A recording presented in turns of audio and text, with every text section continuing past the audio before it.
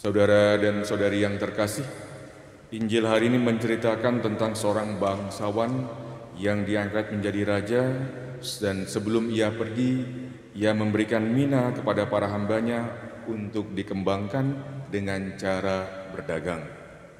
Dalam perjanjian baru, mina merujuk kepada mata uang seharga 100 dinar atau sama dengan upah pekerja harian selama 100 hari. Hamba yang pertama adalah orang yang menggunakan karunia yang telah ia terima dari Allah untuk menyebarluaskannya kepada banyak orang. Hamba ini, hamba yang pertama, yakin bahwa dia diundang untuk turut serta mengembangkan karya Allah ini. Maka dia menyadarinya, menerimanya, kemudian menghayati dan percaya bahwa inilah kepercayaan yang sudah Tuhan berikan kepada saya punya harapan untuk mengembangkannya, dan saya menerimanya dan melaksanakannya dengan sukacita. Maka ketika seseorang menerima karya pelayanan, sadar akan karunia tersebut, dan dia melaksanakannya dengan sukacita, maka pelayanannya pun akan berbuah bagi banyak orang.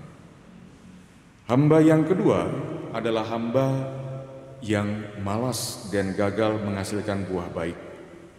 Malas mengembangkan kepercayaan karunia Allah yang sudah ada pada diri kita. Mengapa?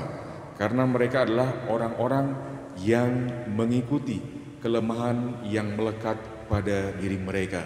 Mereka juga menikmatinya, dan mereka takut juga untuk bergerak keluar untuk mengembangkan karunia Allah tersebut. Melayani Allah membutuhkan keberanian untuk keluar dari zona nyaman dan berbuat sesuatu yang memang membuat kita tidak nyaman demi kerajaan Allah. Karunia Allah tidak dapat dikembangkan hanya karena orang-orang semacam ini menyerah pada kemalasan dan ketakutan dalam dirinya, sehingga karunia Allah itu menjadi sia-sia.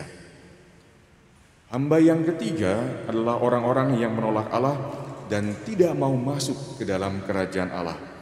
Mereka adalah agen-agen roh jahat yang berupaya untuk tidak hanya mereka, tapi saya juga menarik anggota keluarga kerajaan Allah supaya tidak mendekat dan mengembangkan karunia tersebut. Santo Petrus dalam suratnya 1 Petrus 5 ayat 8 mengatakan demikian. Awas dan berjaga-jagalah, karena setan itu seperti musuh berkeliling seperti singa mengaum-ngaum mencari mangsanya.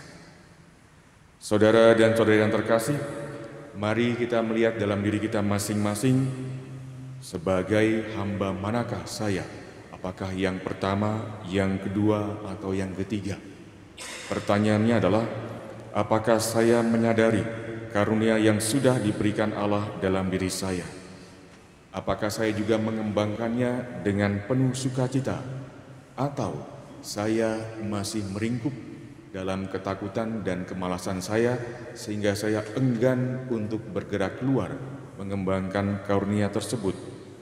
Atau yang lebih parah lagi adalah seperti hamba ketiga, saya menyimpan karunia itu dalam sapu tangan saya, dalam diri saya, sehingga karunia itu sama sekali tidak bisa berkembang.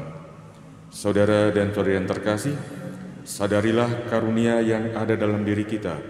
Terlibatlah dalam bentuk pelayanan gereja dan masyarakat apapun bentuknya, dan berkomitmenlah untuk mengembangkan kerajaan Allah tersebut.